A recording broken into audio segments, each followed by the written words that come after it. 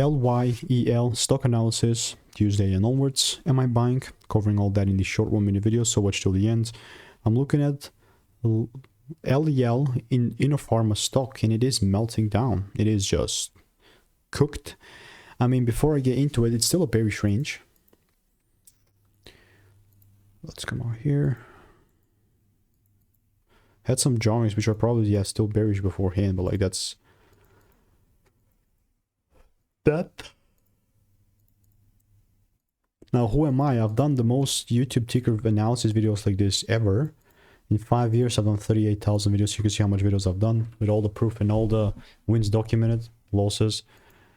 And I have data to back up my claims with LYEL. Again, if it does shift and it does give me a double break, then and only then I'm going to look to take potentially things lower. No. Now, if you ask me, but when is this going to be bullish, Mr. Sicko? I'll have to say if I start seeing breaks above 78 cents for me.